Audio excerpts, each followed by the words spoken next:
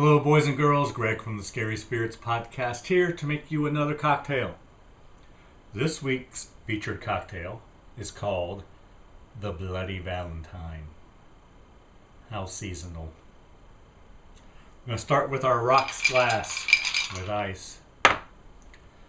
To that, we're going to add tequila. 2 ounces of tequila. Oops. Where are my ounces? There they are.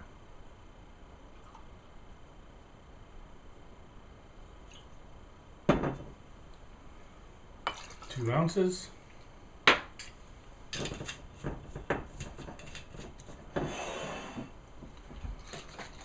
Orange juice.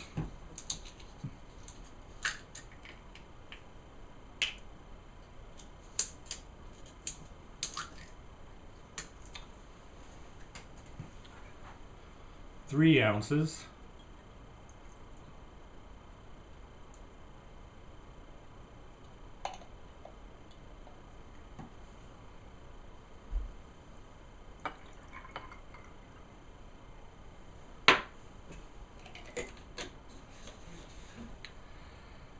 And blood orange syrup, 1/2 an ounce.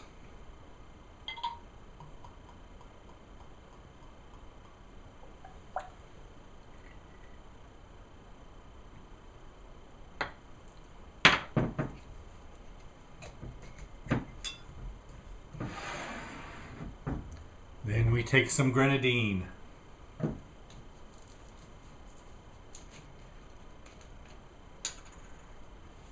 Half an ounce. Better measure.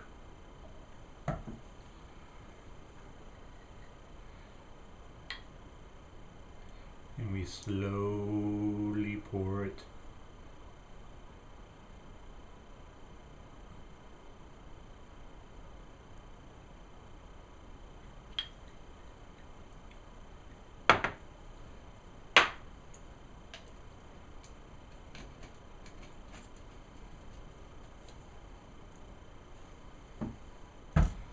And there you have it.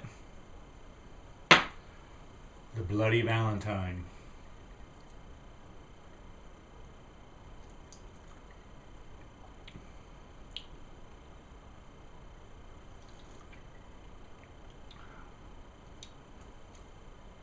Not bad. Definitely get the tequila, grenadine, orange. Thanks for watching. Hope you enjoy the podcast. See ya. In what will be a huge surprise to no one, Greg, get this, experimented in college with Canadians. And all those wonderful memories came flooding back in this week's episode of the Scary Spirits podcast, My Bloody Valentine. How could they not, with the Canadian accents and all the Canadian beer signs? This just goes to show you never know when your warm and fuzzy memories will sneak up on you and resurface, even when you're innocently watching a teen slasher flick. And it was beer, people. Canadian beers. Cheers. Welcome to the Scary Spirits podcast. Please be advised that the presenters may use adult language and/or discuss adult situations. This podcast is not intended for younger listeners or those that may be easily offended. So, if you're ready, let's go.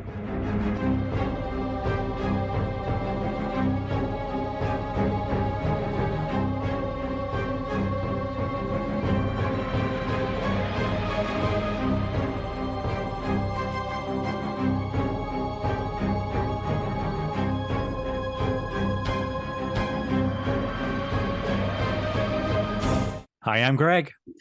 Hey, I'm Karen. And welcome to the Scary Spirits podcast, the podcast that combines the two very different but highly compatible worlds of scary films and alcoholic spirits. What could possibly go wrong? Indeed. How are you, Karen? I'm doing great. How are you, Greg? I'm okay. Thank you for asking. It's what we do. I believe this week's film was your choice, was it? Was it not, Karen? Yes, this was my choice, Greg. And what film have you chosen for us this week? I have chosen the cinematic masterpiece, My Bloody Valentine. My Bloody Valentine. From 1981, not the remake. 1981. Yes, I remember it. Was it better than 1980, Karen? For you? Probably. It's about the same for me. Well, you started high and stayed there. No, I'm incrementally going up, see? All those early 80s years just kind of run together and they all seem like we're all the one thing. Yeah, the cool kids. Any reason you chose this film, Karen? Well, the timing, of course. Go on. This comes out the day after Valentine's Day. So I had to pick a Valentine. Wait. Valentine's Day was yesterday? Yeah. Are you in the doghouse? I might be, Karen. Thank you for telling me. Well, it's too late. We should have warned everybody last week, but we didn't. We let them flail on their own. I think we might have, actually. Oh, okay. When you said why you picked this film. Oh, maybe I did. But I didn't tell everybody to go out and buy gifts for your significant other. That's true. Like a heart-shaped box. Yes, a chocolate box. Well, a heart-shaped box that holds chocolates. Not a chocolate heart-shaped box. Although those would be fine too, if you can find one. Do you have a cocktail for this film, Karen? I do. What would that be? It's very creative, this one. It's called the Bloody Valentine. Okay, go on. And there's a lot of Bloody Valentine drinks out there. And this one is from the Daily Meal. Do you want to know how to make it? Yeah, how would we make that? Well, you're going to need 3 ounces of orange juice, 2 ounces of tequila, half an ounce of grenadine, half an ounce of blood orange syrup, and if you can find it, a blood orange slice for garnish. I did not find it. Did you? I did not either. So you're going to pour the tequila. Didn't really look too hard, though. They're usually out front, and I've seen them before, but they didn't have them when I went in this time. Pour the tequila, orange juice, and blood orange syrup into a rocks glass with ice. Stir. Slowly pour the grenadine around the inside edge of the glass. It will sink and slowly rise to mix with the other ingredients naturally. I forgot to stir mine, Karen. I don't think it matters. So it's kind of like a tequila sunrise, right? I was going to say it kind of sounded and tastes familiar. Yes, I was thinking it tasted familiar too, kind of like a dorm party where each floor had a different drink. And one of the ones was a tequila sunrise. And I remember it because I liked how it tasted. Yes, it was early. I do recall you enjoy tequila, Karen. I do enjoy tequila. Me, not so much, but it's fine. It's pretty sweet. Yeah, I think it's the syrup and the grenadine in it. Well, and orange juice. Juice. Yeah, it's all sweet. I can still taste the tequila, though. Yes. 2 ounces of tequila. That's 2 shots of tequila, Karen. Are you going to be okay? Probably not. Thank you for your concern, though. I think it's more about how much you're going to have to edit versus my actual health or something. Should we give our listeners time to make the drink, Karen? Of course we should. Hold on.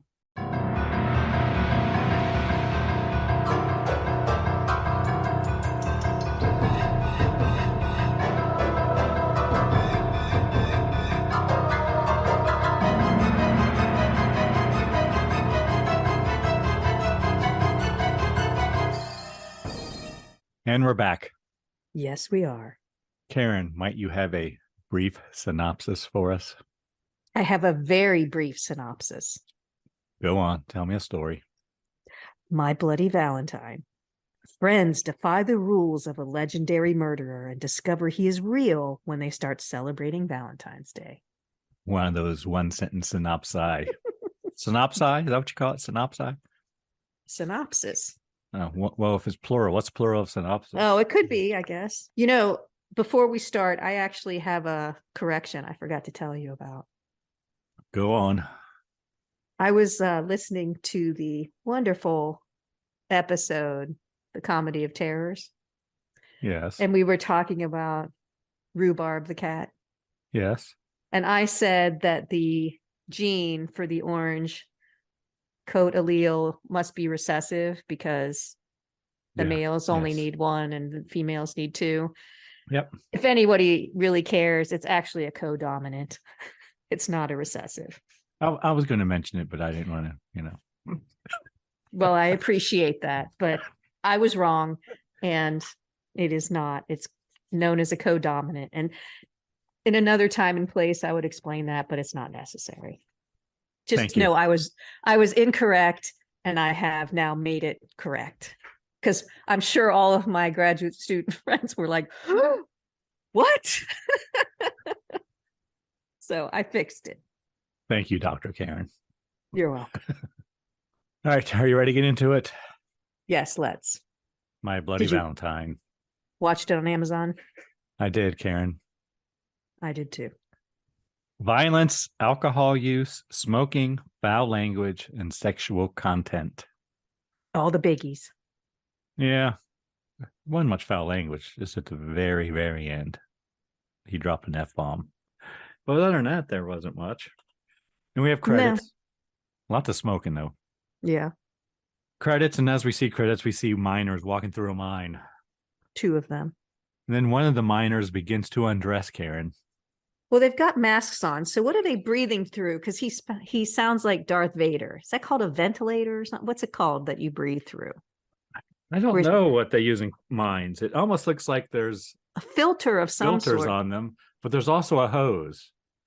Yes. So I'm not sure where the hose goes, Karen. So they sound like Darth Vader, kind of. Yeah. With the breathing that they're doing. But one of them begins to undress, and we find out it is a female. It is. And it's Sarah, actually, right? No. I think it's Sarah. That's what I wrote.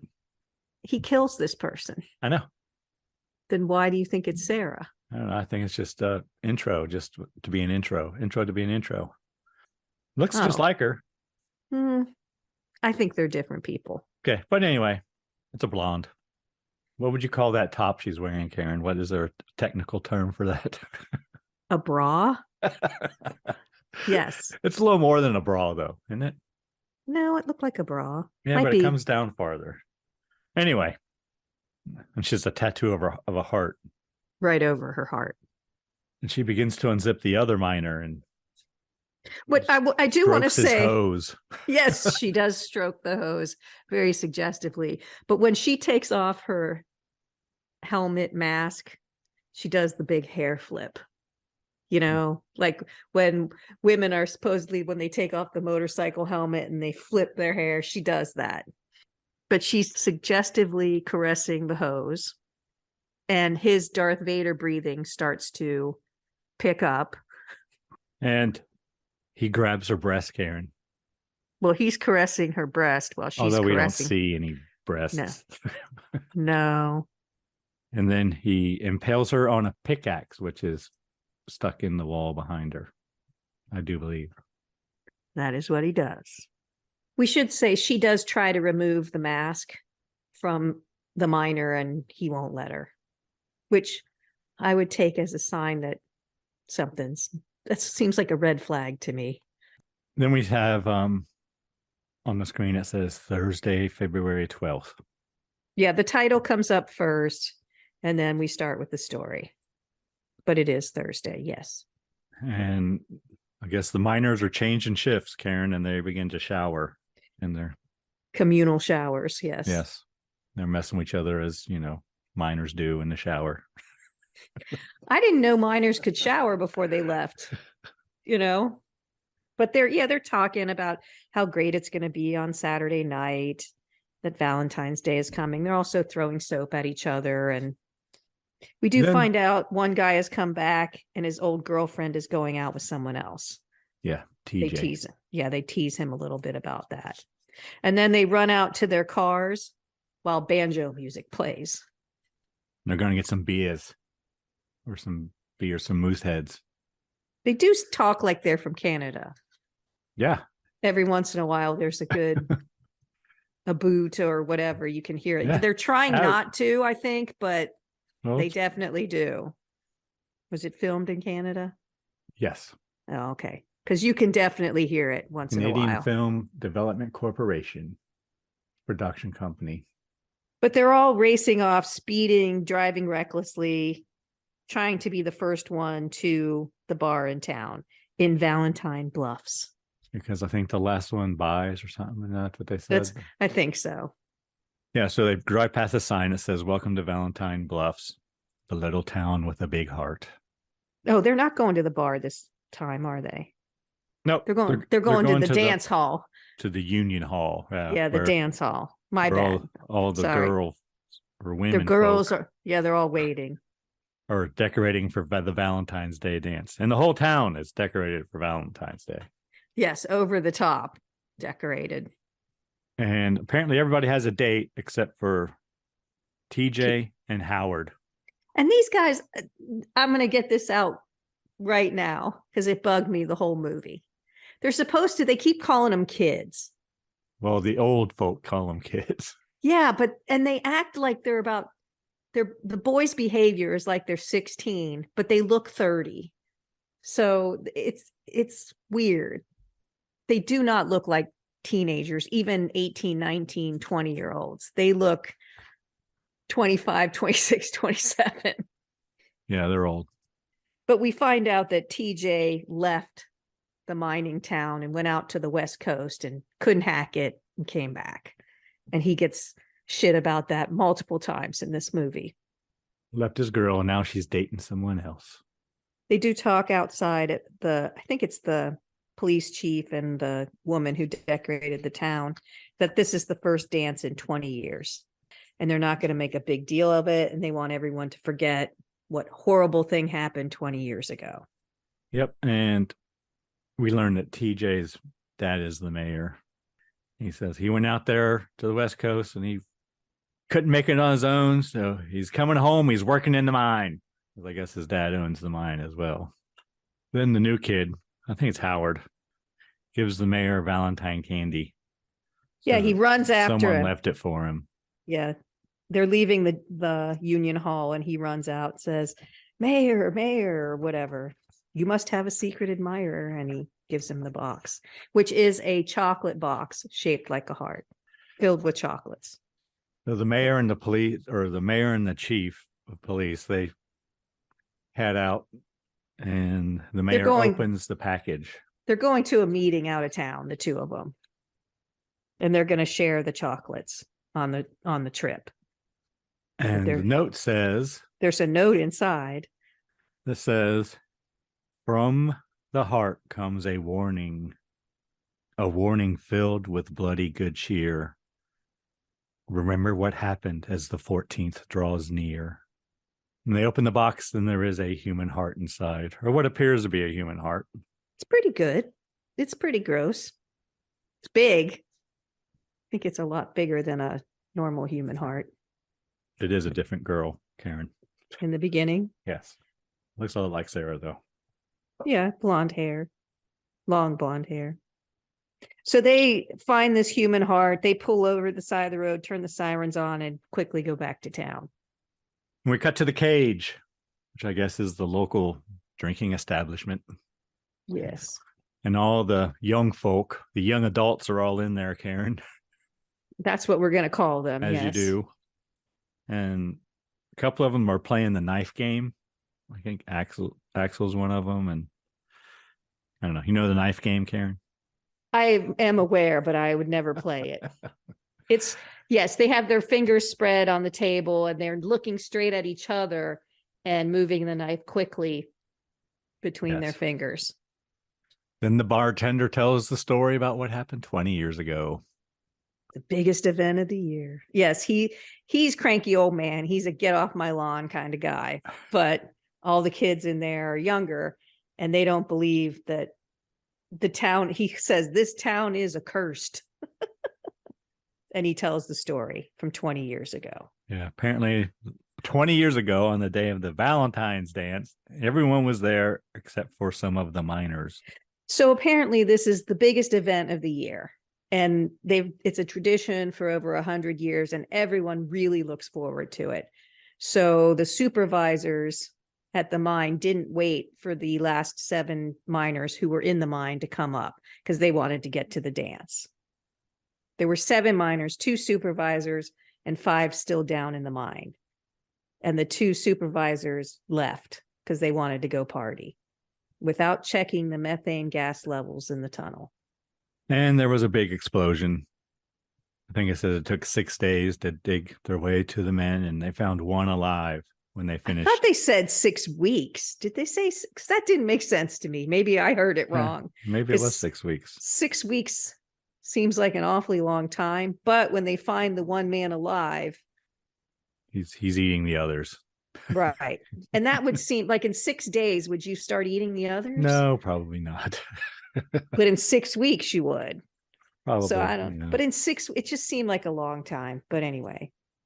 They sent him to the state hospital. And I guess he came back and killed the supervisors, the 2 supervisors. His name is Harry Warden. And he spent the next year in the mental hospital. Yes. And 1 year later, exactly on Valentine's Day, he came back and killed the 2 supervisors who had left their posts the year before, just like you said. Yeah.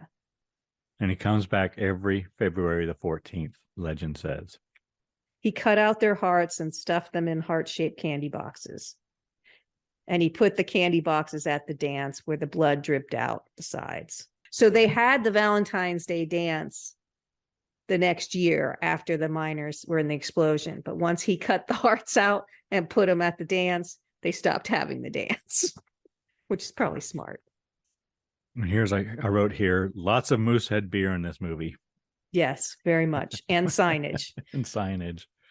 We're still at the bar, right? And the miners sing a little song about the barmaid. Yeah, you know what it's called? Her name's Harriet. Well, it's a limerick. Yes. Which is a form of verse, usually humorous and frequently rude. It's 5 lines with a strict rhyme scheme of AABBA, in which the first, second, and fifth line rhyme, while the third and fourth lines are shorter and share a different rhyme. It's a dirty little ditty about her virginity that they sing. It's a limerick. And TJ's kind of hanging by the jukebox, watching the others, watching his former best gal with one of his best friends, right? Well, used to be, yeah. Sarah. So Sarah gets up and she says she's going to go play a song, and she goes over there to the jukebox, tells TJ that it's his fault. He just needs to accept things the way they are, and he says he doesn't like the way things are. And he goes off in a huff. So here, TJ has 2 buttons of his shirt undone. Okay. Wait for updates. Did not notice.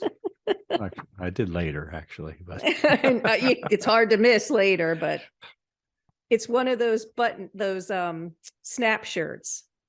Did you have one of those, Greg? You must have had. I might have had one. One? In my time, yeah. Okay. Oh, I know I did. I did have one. Very popular back in the 80s, the snap shirts for men. We cut to the police station, and the chief is calling the mental hospital to see if the killer miner is still there. Harry, yeah. But the office is closed. Well, I guess we're not at the police station. We're at like the morgue or something. Yeah, they're doing a kind of an autopsy of the heart. And the guy comes in, and I guess the doctor comes in and says, yes, it's a real human heart. It belongs to a female in her 30s. So I think it's the heart from the opening girl. Yes. Okay, that makes sense. He says he wants to know, what the hell are you doing with a fresh human heart that looks like a butcher ripped it out? Which is a fair question, I think.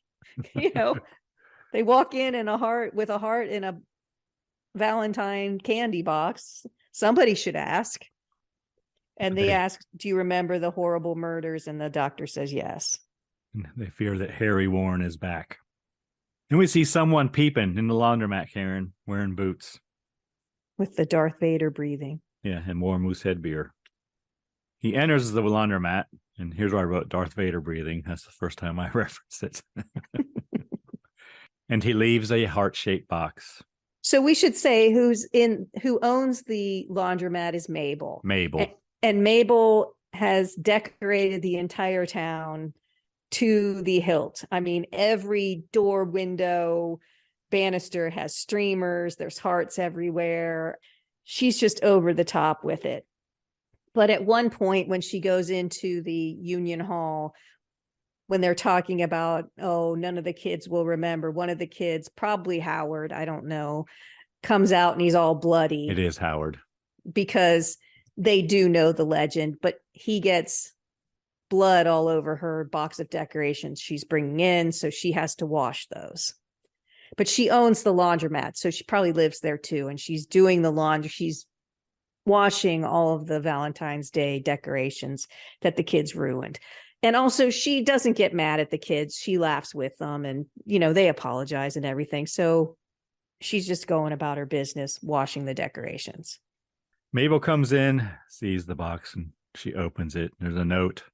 She thinks it's from the sheriff because The those chief, two, the chief, sorry. Those two have a little love connection. The note says, roses are red, violets are blue. One is dead, and so are you. Then the miner kills her with a pickaxe, Karen. The lights go out and she's done for. Next, we cut to a junkyard. For some, I don't understand this part, but whatever. They're cooking food on a car engine, Karen, like TV dinners or some shit. Yeah, I couldn't figure out what they were cooking because they kept saying, are you going to be brave? And I'm thinking, are they cooking rats or something? Like what's happening? And I couldn't tell for the longest time, but yes, they're cooking the tinfoil TV dinners, which we actually ate as kids, and they're horrible. Everything tasted like tin. And you cooked it and the pudding was warm. And that was just weird. To me, that really put me off about those things. But TJ and Axel play harmonica and drink some whiskey. And then they discuss their predicament, Karen. Yes, they do have a problem. They're in love with the same girl. And neither one's backing off. And Axel gives TJ shit for leaving town and not making it and having to come back. And here's where I wrote, Axel sounds very Canadian. He does. They're trying not to, but they do. Friday, February 13th, Karen. Dun, dun, dun. Friday the 13th.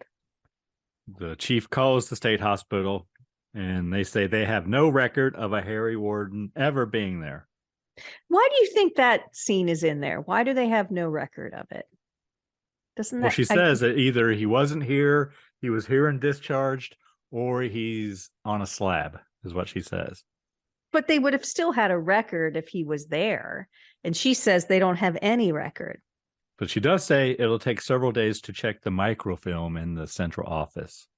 I guess it's to keep us guessing if it's Harry come back or not. I mean, it's just logistics, She's got like one file cabinet behind her, right?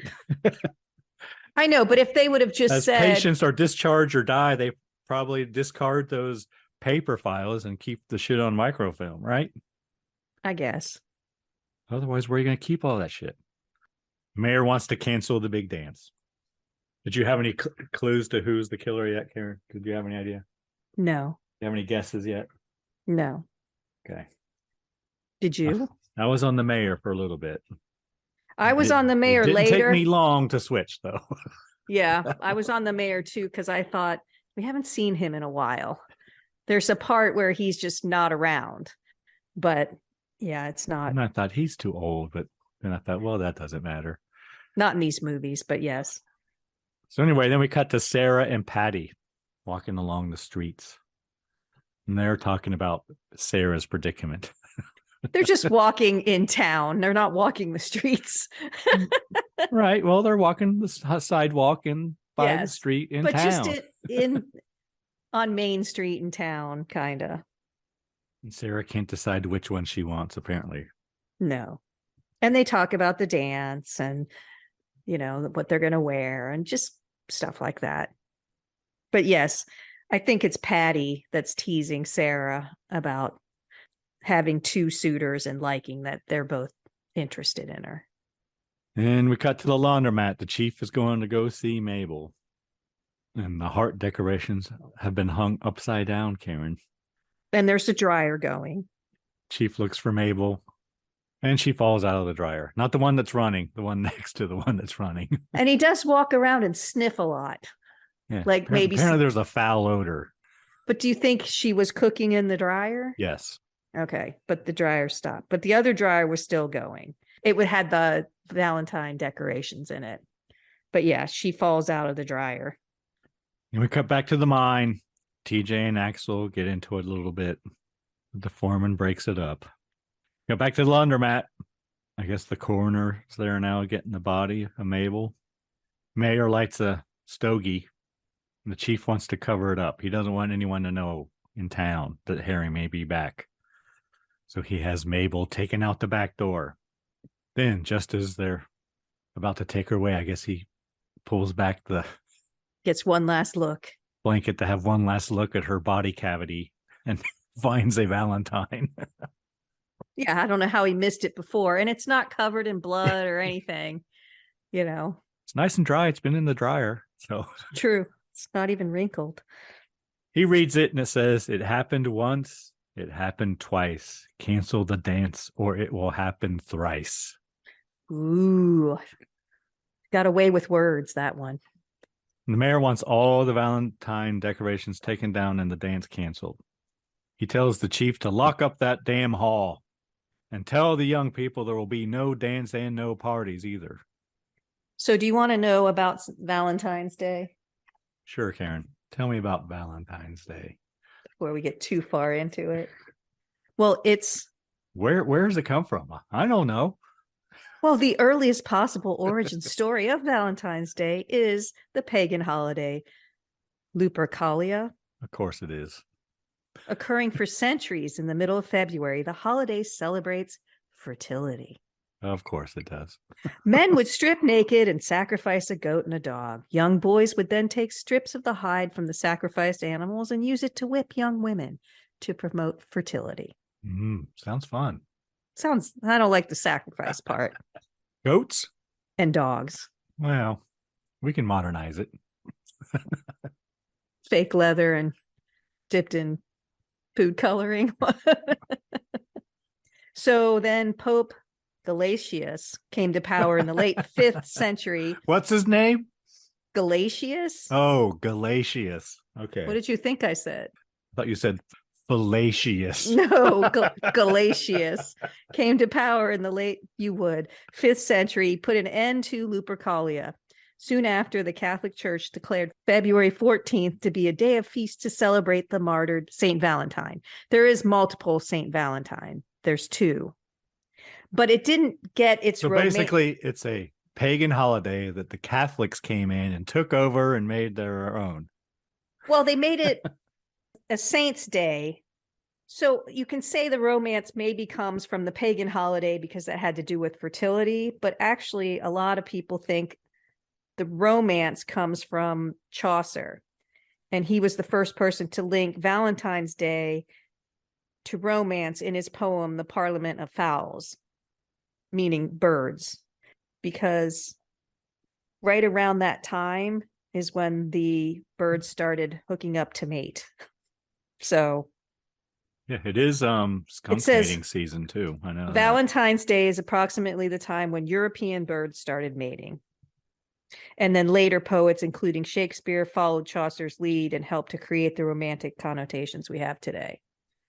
So yeah, it's a stolen pagan holiday, and then a saint's day, and then just a kind of made-up holiday from Chaucer and Shakespeare. But as I always say, I know a lot of people get mad and say it's a Hallmark holiday, but hey, anytime you can show the person you love that you love them is not a bad thing. You can gift them. It's fine. Doesn't hurt anyone. So okay. Go on. I hope you bought your significant other a little token trinket to show your love. Go back to the mine, Karen. TJ's clocking out. Yeah, he's showered and all cleaned up already before the others. It looks like he maybe left a few minutes early because he's getting the hell out of there. Yeah, Axel tries to stop him. Yes, they have something to settle. But TJ gets in his 1968 Camaro and drives away, Karen. Yeah, I knew it was a muscle car, but I couldn't figure out what it was. Next, we see TJ forcing Sarah into his car. Yeah, he kidnaps her. I think she works at the drugstore or something. And he basically kidnaps her. She says she doesn't want to talk to him. She hasn't put up much of a fight, but still, she No. says she doesn't want to go. So she shouldn't have to go, but whatever. Next, we see them walking by a lake as romantic music plays, Karen. Do you remember this spot? Yeah. TJ takes her to a special spot, and he rubs her shoulders. Sarah wants to know why TJ never wrote or called. Why he left and went out to the West Coast and didn't come back and write or call. He says he couldn't. He failed so bad out west. This is like the third time we've heard this, the poor guy. Mm-hmm. And I don't know what's out. I mean, it's not like he's in Canada. So he's going to Seattle or he's going to Vancouver. What's in Vancouver? I don't know. Isn't that what's Western Canada? I have no idea. Seattle. It's not like he's going to Hollywood. I don't understand when he's, I don't know, whatever. But they keep rubbing in his face. It's kind of funny. But they kissy face. Yes, it is Vancouver. He apologizes and they kiss. He had to apologize first. Cut back to the bar. Axel and TJ's having words. He wants to know where Sarah is, and TJ says it's not his time to watch her. And we see Sarah walking the streets, Karen, at night. She is walking home. She is a little frightened. A little but spooky. She's thinking about which suitor she would like to be with. And she's stopped by the chief. Well, first it's a bright light. Yeah, it's just He's a light. it's reminiscent of the miner's light, but it's Yes. it's not the killer. It's the chief. He's just making his nightly rounds, he says. Doesn't want to panic anybody. She goes into her house. Back at the bar, bartender is sure that Mabel was killed by Harry Warden. Yeah, he doesn't believe the heart attack story. And then the young adults talk about having a party in the mine. Against TJ's idea because his dad owns the mine. And the bartender warns them again. They'll all be killed. You'll all be killed. So next we see the bartender, and he's at the mines now, Karen. He did call the young adults assholes. So there's some foul language. Yeah. And he's making a minor prop to scare the partiers. And he's drunk or been drinking. But yeah, he goes out to the mine and he's laughing and he's going to try to scare the kids. So when they open the door, this prop's going to come out with a pickaxe in its hand. Yes. And he tests it over and over and over again. And he's very tickled with what he has achieved. He's very proud of himself. Yes. So he opens And it one too many times, Karen. You know what's coming. The last time he opens it, the miner's there and puts a pickaxe through his gut, then drags his body away. He gone. With the pickaxe. So he's using the pickaxe to drag him away.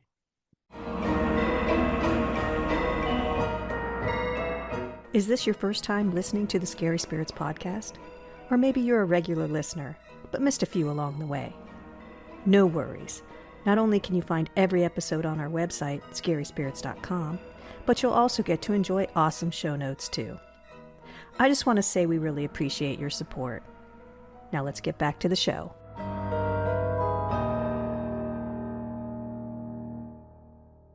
Saturday, February 14th, Valentine's Day. They begin setting up for the party at the mine.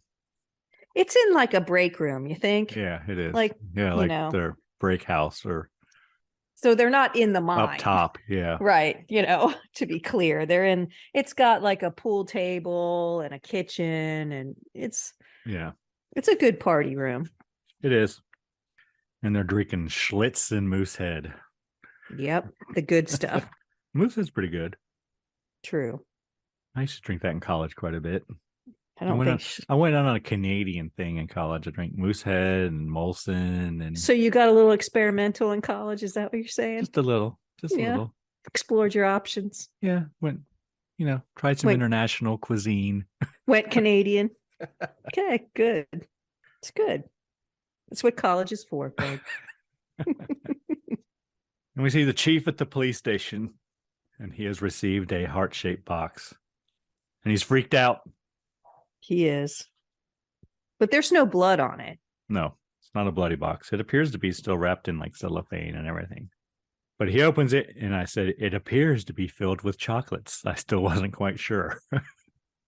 But there's a Valentine in there, and it says, or a note, it says, "Be my Valentine, Mabel." Aw, that was a little sad. She gone. Yeah. She sent it before she died. She was a planner, our Mabel. Unlike the rest of you. So we're back at the mine again. They're playing pool and drinking beer. Sarah and Axel arrive. I wrote lots of smoking and drinking. TJ says, make sure you park in the back. And why did you break the lock? He had a key. He's trying to be discreet, so no one knows they're there. Dan, I guess it is his name. He goes to the kitchen to get some food. He's got the munchies. So they got a big pot of hot dogs boiling in there, and he's looking at the hot dogs. And then the miner comes up and pushes his face into the hot water. The boiling water, yeah. Got back to the police station. Chief has a feeling about the mine. He's going to go check it out. He goes outside, and there's another heart-shaped box out there, Karen. This one is bloody. Bloody, and dogs are surrounding it. Stray dogs, it looks like, yeah. Yep, Chief chases them away. He opens the box, and there's a note. "You didn't stop the party." And the chief is like, "What party? What party?" And I wrote, the box is all bloody. And he just picks it up. I'm like, you should have gloves on. There could be evidence on this thing. And back at the party, Axel begins getting a little rough with Sarah, I wrote. Yes, overly affectionate. TJ and Axel fight. She needs her space. Yes. They're acting like a couple of jerks. She's done with this shit. The big guy, Hollis, comes in and breaks it up. Axel grabs a beer and leaves. Here's where I started not thinking it was the mayor. Yeah, but Axel is in a corner outside, pouting, drinking, and crying. Mm-hmm. So this is where you see maybe he's not as stable as we thought. Could be. Because he's been like this tough guy confronting TJ all the time, and now he's off by himself crying and drinking. TJ apologizes to Sarah. Sarah says she wants to be left alone. Good day. Yes, to both of you. And we see a couple kissy facing. It's Sylvia and John. Yeah, where do you think they are? Like, it looks like a bunch of park benches, and I think I think it's like the miners, like kind of like locker room. You know what I mean? Maybe. And they pushed a couple of park benches together, kind of. Yeah, it's like where they get put on their miner clothes and stuff, because they're all hanging up above them in the rafters. Yeah, but I couldn't figure out. And the shower is adjacent as well. They don't take their uniforms home with them. Maybe they're washed there and hung up. I don't know. But yeah, they're all on like clotheslines above them. And Sylvia wants a beer. So John goes to get them a couple beers. Because they're kissy facing, ready to do some more than kissy facing, but she wants another beer first. Yeah. And she says, hurry. And we see the girls in the kitchen cooking hot dogs. John comes in to grab a 6-pack of Schlitz, and the girls pull the heart of Dave out, but I don't think they know it's a heart. No, because it's pretty cooked. It's been boiled, so it's a cooked heart. So it's not red anymore. It's pale. Looks like white meat at that point. They think it's a prank or something. But we do see Dave in the cooler as John grabs his Schlitz. But he doesn't see him. He's in the bottom part of the refrigerator because John is looking back at the girls who have pulled the heart. So he opens the refrigerator, reaches his hand in, grabs a 6-pack, closes the refrigerator, the whole time looking at what the girls had pulled out of the pot that the hot dogs are in. So cut back to the miner locker room, and the miners turning on the showers. Yeah, it's Sylvia that's out there. Sylvia asks, John, is that you? Then all the miners' equipment start coming down around her. She's shrieking. Then the miner picks up Sylvia and impales her on a shower head. So the water's actually coming out her mouth. John arrives and sees the shower's on, and he thinks they're going to have a shower together, Karen. Yeah, he's excited. That way to go, Sylvia, he thinks. It's all steamy. He can't see anything. And then he just drops the beer because he sees her there. Yep, she gone. So the chief is driving to the mine. He gets a call on the radio that he has an urgent call from the mental hospital. So he gets all the way to the mine and he turns around and goes back to the police station. It's probably not far, though. This seems like a pretty small town. No, but it shows you how useful cell phones are. Yeah, and they can't patch you through to your radio or whatever. To the CV or whatever. That's what I expected, the old patch through, but that didn't happen. He had to drive back. No, that's why I was like, what's he doing? Oh, he's got to go back and use the telephone.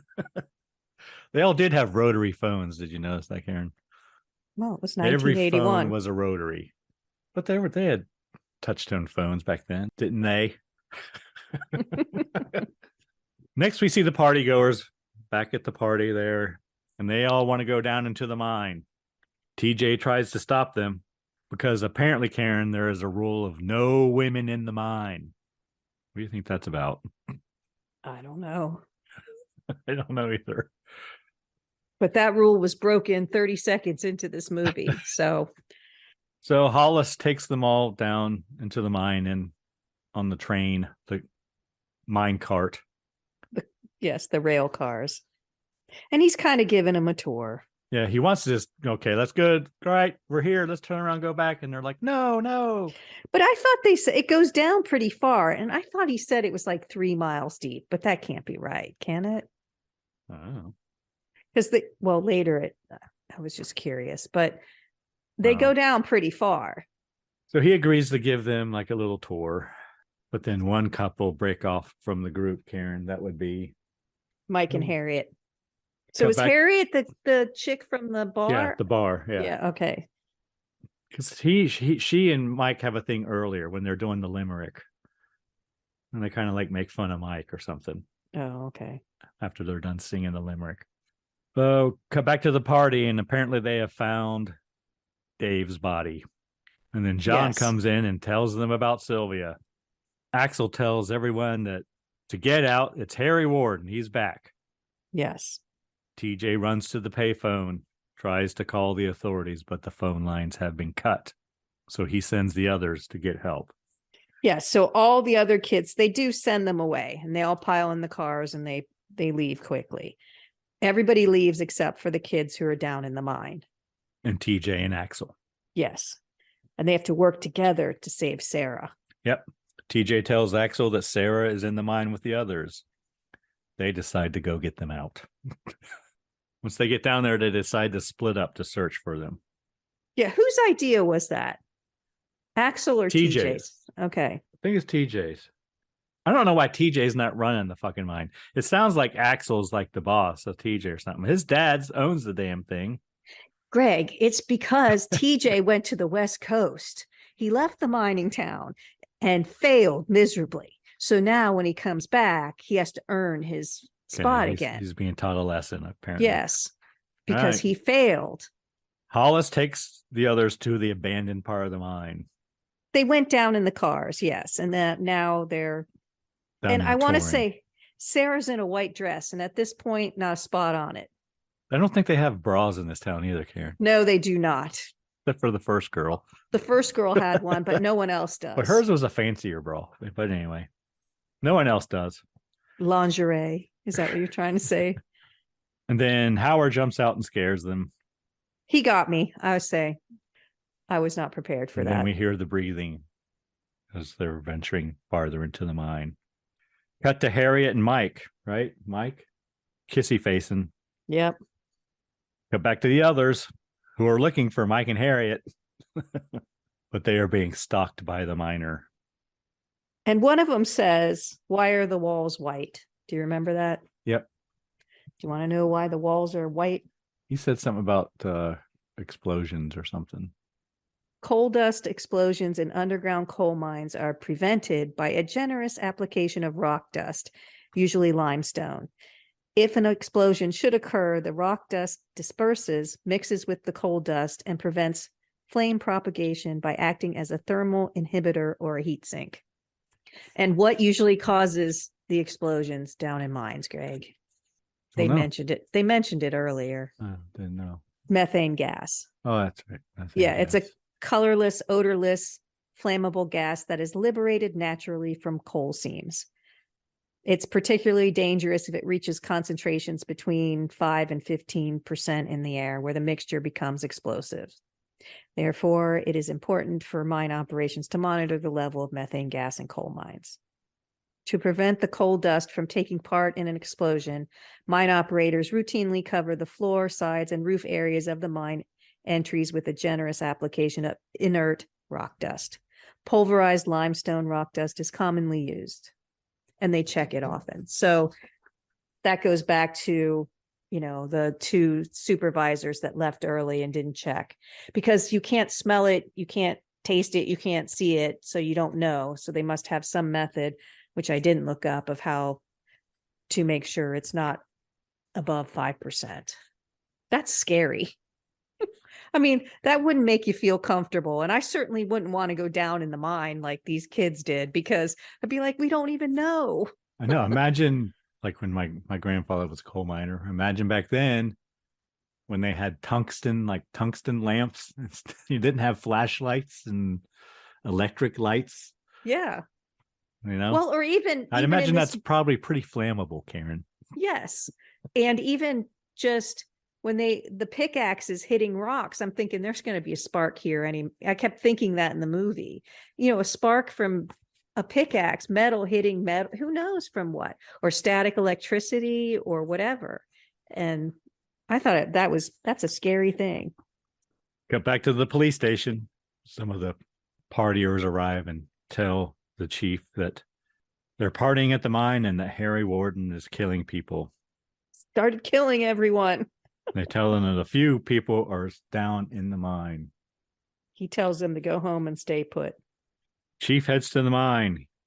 He calls back to the station and tells them to tell the mayor and to round up every man they can find. That there are some kids trapped in the mine, he says. Yep. Back at the mine, they're still looking for Mike and Harriet, but they run into TJ. And TJ tells them about their dead friends and says they need to get out of the mine. Yes, about Sylvia and Dave. And they need to get out now. Howard stays with the girls as Hollis and TJ look for Mike and Harriet. Hollis finds Mike and Harriet. Yeah. And apparently they've been run through with a very large drill bit. Together. It's kind of hard to see, but yeah, I couldn't tell what it was, but now that you say that, that's what it looked like. But yeah, Mike's on top of Harriet. And they're screwed. Oh, they're screwed together. Yes, they are. There you go.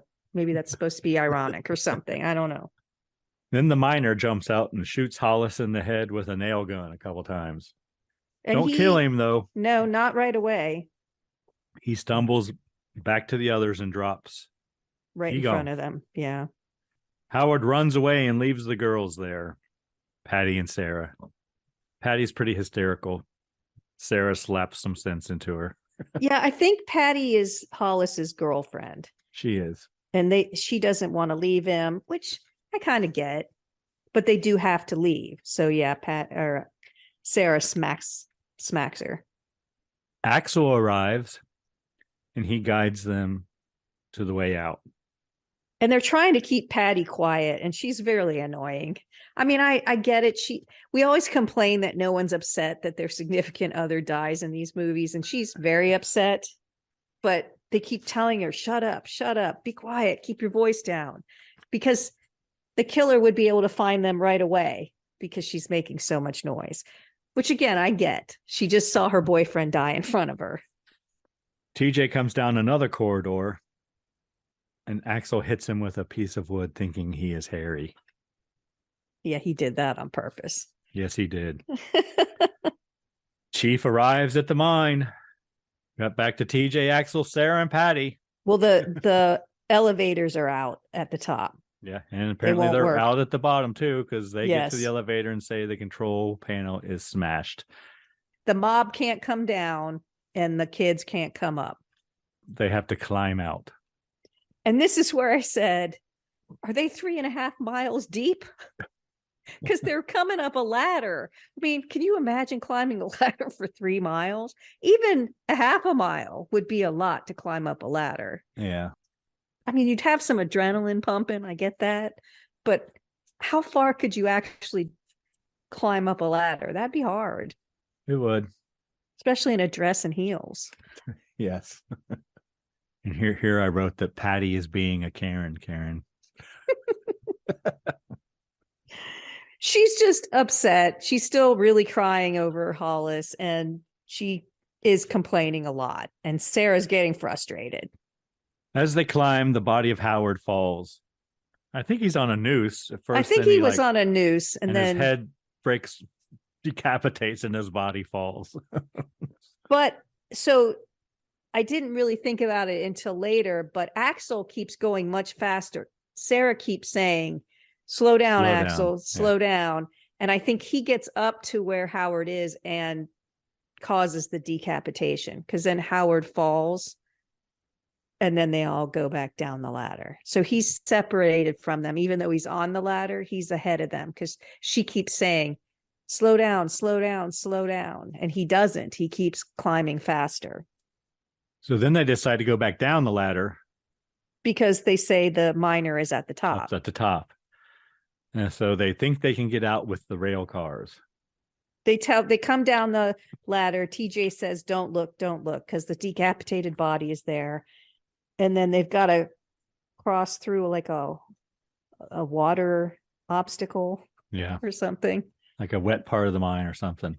Axel tells TJs and the girls to go ahead and let him know when they are across, then he will follow.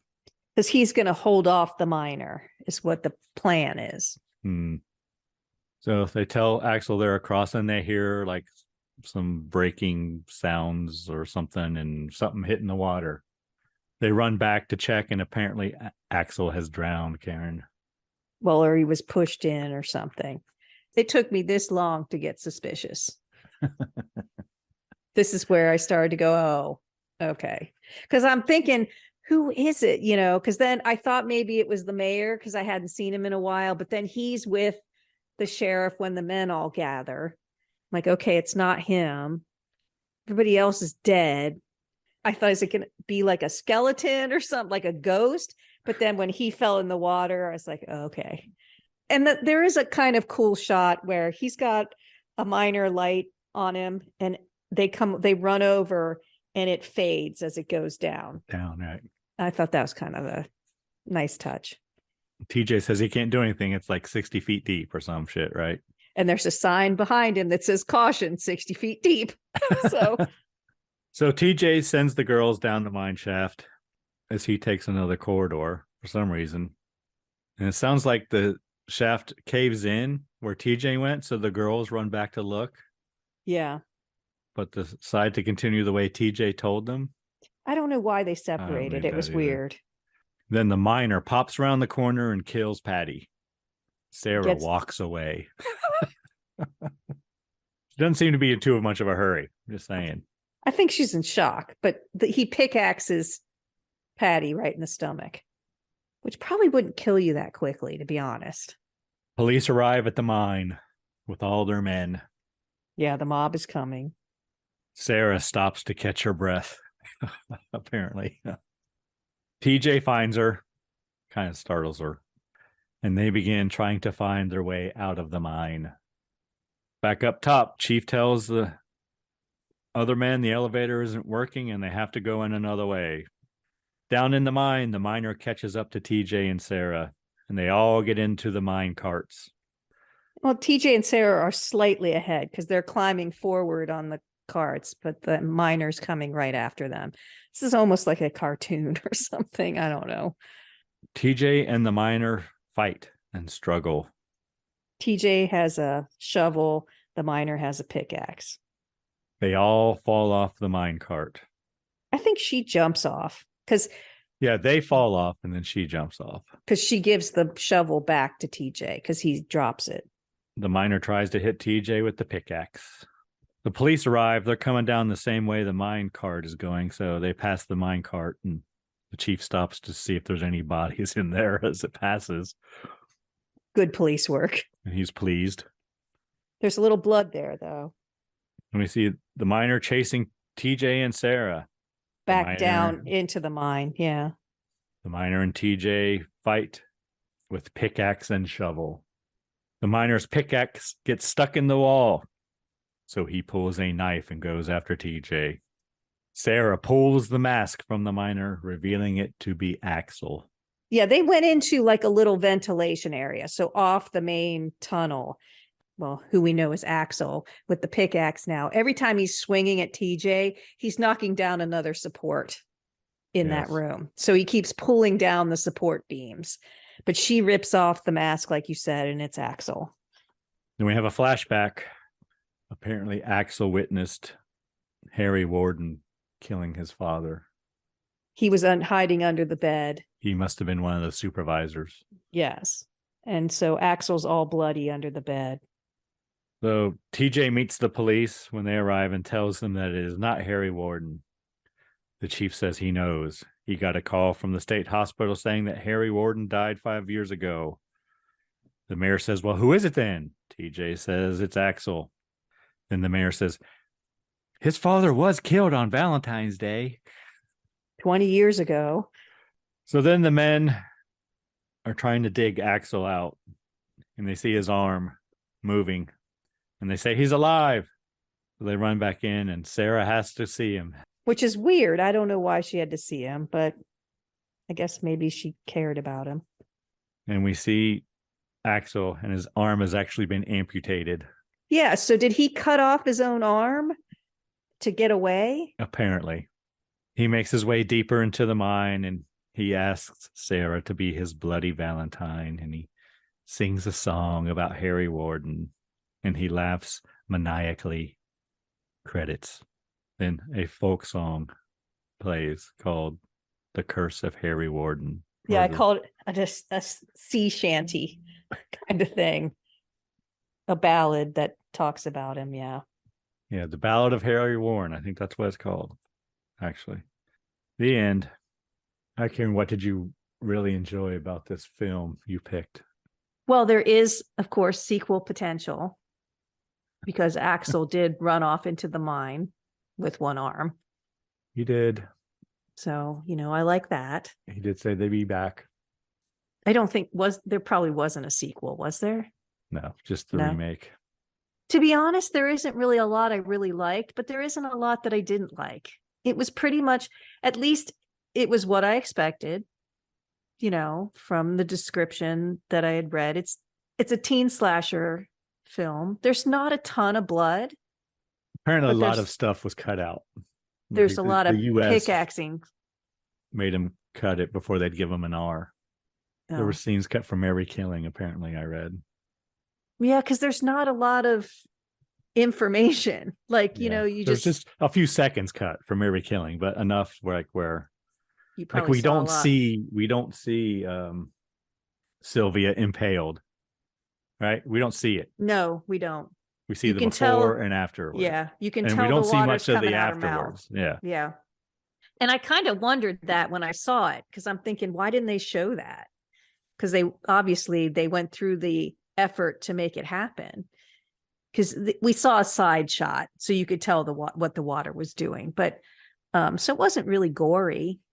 No. And I think it's a pretty typical teen slasher movie. Wouldn't you say? They aren't teens. Well, that's what I didn't like. That's the thing that bugged me the most, is that they kept calling them kids, and they're definitely not kids. But other than that, I didn't know who it was until pretty far into the movie, which it wasn't obvious to me. So I liked that about it. What about you? What did you really like? I really liked Sarah, the costume of the killer. Okay. The miner's costume. I think it's pretty badass as far as killers go. Okay. I don't know why he had to have the And- mask, I get, but he And had you to see have him that. coming because he got the light on his head. Yeah. And headlamps like that really do blind you when someone's wearing one and they turn and look at you. It's very blinding. You can't see anything but the light. I liked Hollis. I don't know why. Yeah, me too. Very friendly, Always smoking a Marlboro. but friends with everyone, just a likable, happy dude. Is there things you didn't like? I could have used a little more gore, probably. Yeah. A little more bare breasts. I thought there was Oh, potential in this one. Yeah. You I could know, use I a thought, lot more bare breast, Karen. I thought teen slasher movie, this one had potential, but And nothing. from what I could see, they were all natural. Well, yeah, there weren't bras in town, like you said. So I don't know why the chief is always smoking a different pipe. It seems like every time we see him, he's got a different pipe he's smoking. there was a lot of smoking because the mayor always had a cigar.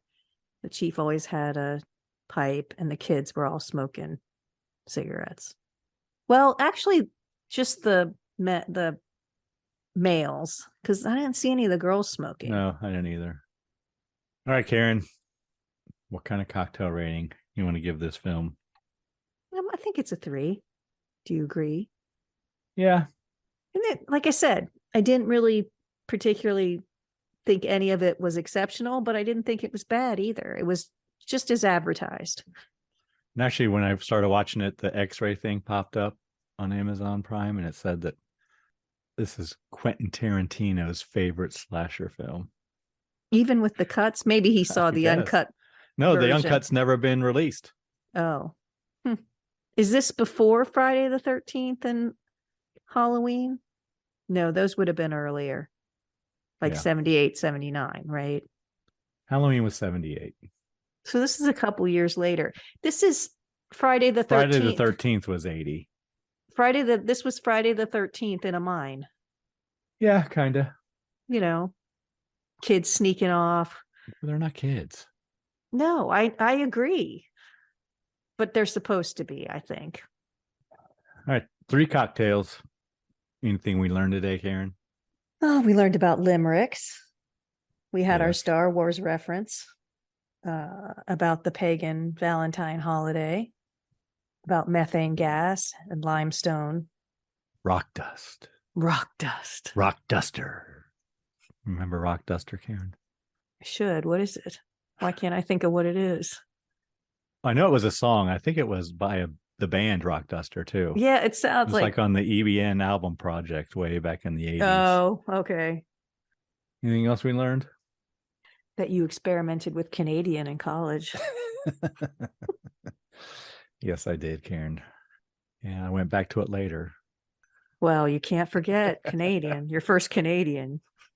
Yeah, we went when I was in drum corps. We went on tour to Canada, and apparently we were old enough to buy beer there at the time. So that was fun. It's where I rode my first corkscrew roller coaster. Was in Canada. And your last? Or do you No. like those? No, that was my first. Lots of firsts with Canada.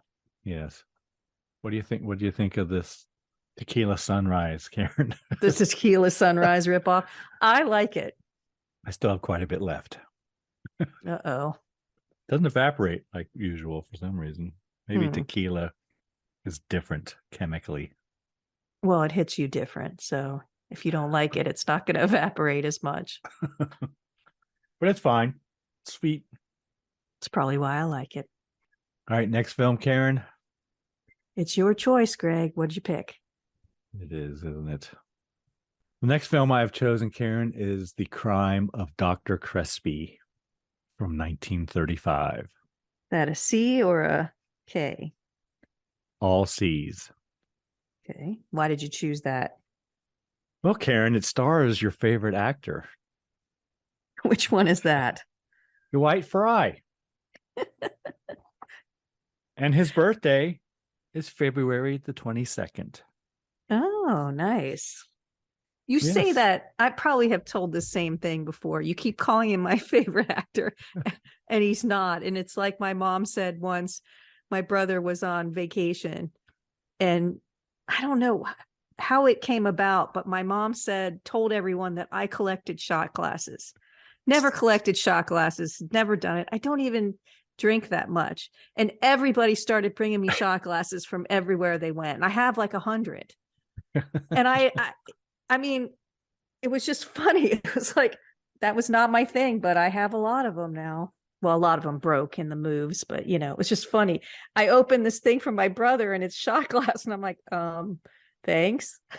But why did you get me this? Mom said you collected them. Okay. So yeah, Dwight Fry, my favorite actor. Yeah. Yeah. He would have been 124 years old next week. Excellent. I have a cocktail as well, Karen. Excellent. What is it? It's called the Catatonic. Oh, well, it could have been used for the Comedy of Terrors. Could have been. It sounds like might be strong. Is it strong? No. Oh, okay. You're going to need tonic water, vodka, Grand Marnier, ginger ale. I might like that one. Need orange slices. Okay. You're going to muddle them. We're going to muddle. We're going to muddle. We do love a muddle. Apparently, there's a restaurant in Louisiana. This is one of their signature drinks. Makes sense. And they have a YouTube channel and they show how to make it on the YouTube channel. No, that's cool. So get your muddler out. I do like a good muddle. All right. Anyone you need to thank this week, Karen? Well, as always, I'd like to thank our listener. There's a lot of podcasts out there. Thank you for spending time with us. What about you, Greg? I need to once again thank the band, Verse 13, for providing all the music in the Scary Spirits podcast. Check out their Bandcamp page linked in the show notes. Music does make the podcast better. Anything else, Karen? Please drink responsibly. Yes. Thanks so much for listening. Want to keep in touch? Check out our website, scaryspirits.com. Follow us on Facebook and Instagram at Scary Spirits Podcast. Find us on YouTube at Scary Spirits Podcast. If you have questions or comments, you can email us at info@scaryspirits.com. To help us grow the podcast, you can leave us a review on Apple Podcasts. We really do appreciate your support. And as always, please drink responsibly.